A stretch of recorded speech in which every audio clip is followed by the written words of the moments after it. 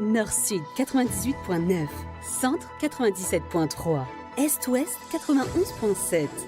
RM1, la radio nationale. RM1, 9 o'clock.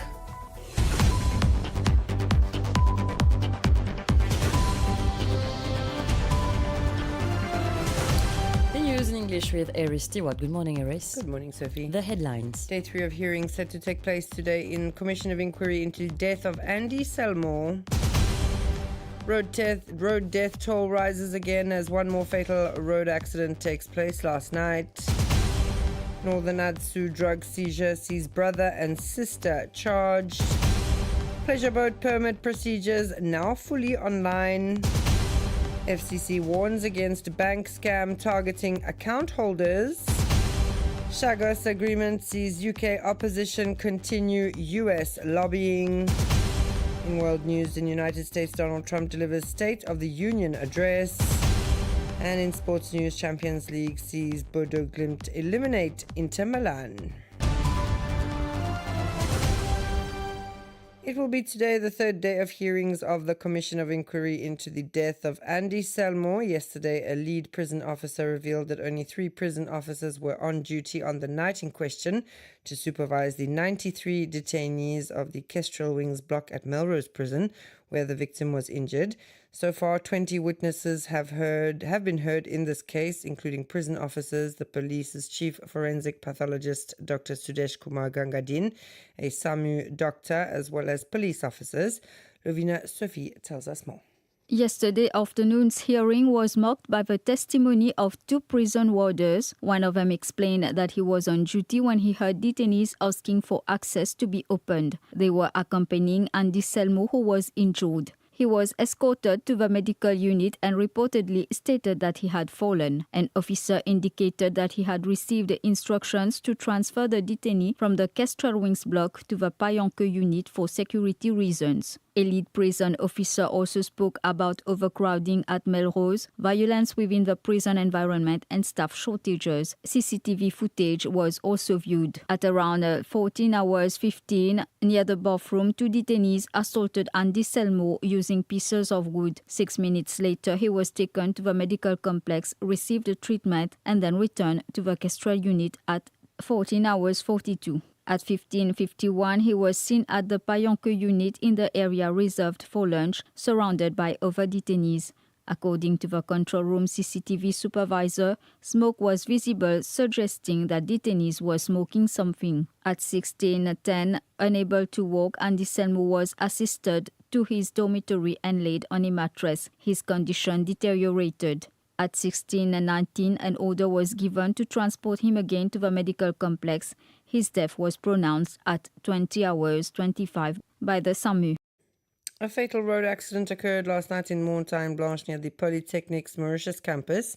The victim, aged 66 and residing at the NHDC estate in Montagne Blanche, was hit while crossing the road at a pedestrian crossing. The vehicle involved was driven by a 37-year-old man from Clemencia. According to the police, the breathalyzer test carried out on the driver was negative. The victim died on the spot and her body was transported to Saj Hospital. An autopsy is scheduled to determine the exact cause of death. A brother and sister will appear in court this morning on charges of alleged drug trafficking. Jean-Yohan Legentil and Johanna Suzette Legentil were arrested yesterday in Rocheterre during an operation conducted by the Northern Anti-Drug and Smuggling Unit. At Jean-Yohan Legentil's residence, cannabis and heroin valued at over 14 million rupees was seized. 2 revolvers, 87 rounds of ammunition, a Ford Raptor vehicle, and jewelry estimated at around 800,000 rupees were also secured, along with more than 186,000 rupees in cash suspected to be proceeds of illicit trafficking. At the home of Johanna Suzette Legentil, who lives next door, synthetic drugs valued at 41,000 rupees and 142,725 rupees in cash was seized. Less than 24 hours after taking office, he's already making his mark, news that will certainly please boating enthusiasts. Niven Munisamy, the new CEO of the Tourism Authority, announced that applications for private pleasure boat permits can now be done entirely online. This simplified procedure is made possible through the new National Electronic Licensing System. Applicants can now fill in their forms, upload the required documents, and track the progress of their application in real time. The service was developed in collaboration with the Economic Development Board. The FCC is warning the public against a phone scam targeting bank account holders in Mauritius. Several cases have already been reported, according to a communique issued yesterday. Individuals contacted their victims via WhatsApp while pretending to be bank representatives requesting sensitive information, such as account numbers, bank card details, or security codes before carrying out fraudulent transactions. The FCC urges the public never to share banking details over the phone and to contact their bank directly in case of doubt.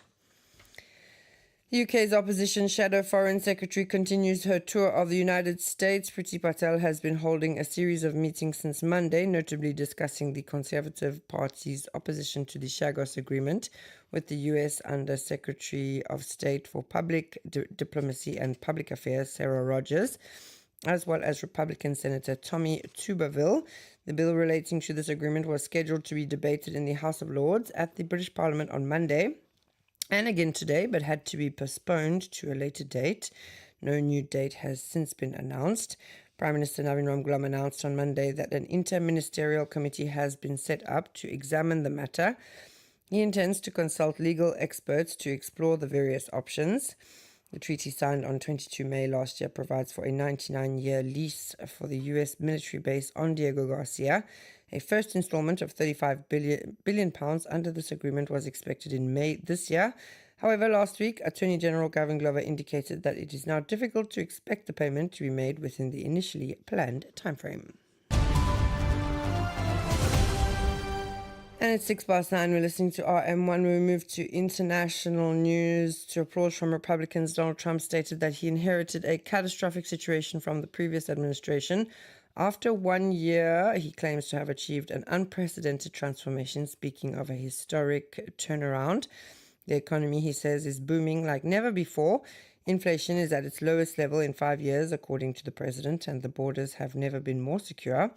CNN reported ahead of Donald Trump's address to Congress that he was aware of the importance of the speech. He was addressing the nation with the lowest approval ratings of his mandate. Donald Trump rarely prepares major speeches in depth, but according to White House officials, he worked extensively on this one, notably rehearsing at a lectern installed at his residence.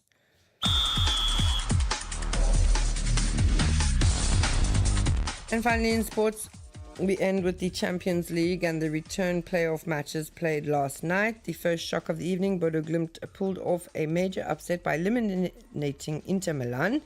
Winners 3-1 in the first leg, the Norwegian side did it again in Italy with a 2-1 victory despite near total domination from the Lombards. And this run is something quite extraordinary. Before the start of the 2026 campaign, Bodo Glimt had never won a single Champions League match. In just a few weeks, the Norwegian club has reached a whole new level. The result, a historic qualification for the round of 16. In the next round, the Scandinavians will face either Sporting Portugal or Manchester City once again. The draw will be made on Friday. That's all from me this morning. Thanks so much for listening. Stay tuned now